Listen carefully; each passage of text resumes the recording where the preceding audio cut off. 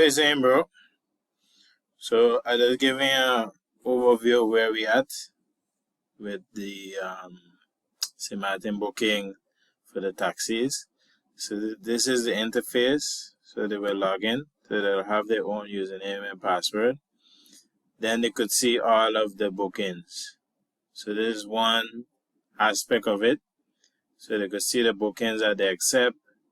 Okay, I have here pending, but you'll see bookings that they either didn't accept, or bookings that, yeah, those are two things. So just to give an idea. So just imagine this, a link coming and on your WhatsApp, and you click the link, this is what will come up. It will show you the name of the client, the information, and where they at. So the pick up and drop off. So this in Philippine thing, because it's just an example, because the programmer is from there, so you just give an example. So you'll see the pick up, drop off, and then you could press accept, and then you could set your price.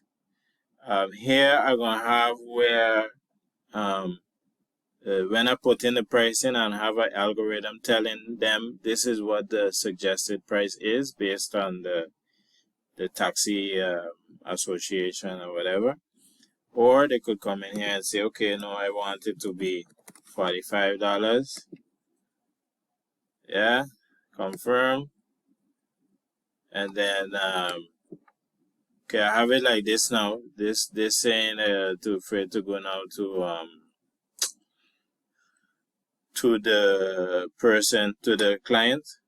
So when I press this gonna send it back to the client WhatsApp. This step is gonna be more smoother. Once you click that, I will go straight to we're gonna take out this step.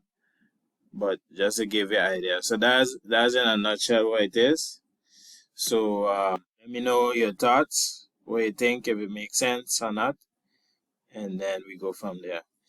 Another feature you're gonna have that it have a pay link or QR code where the person who want the service will pay for it, can pay for it through that link.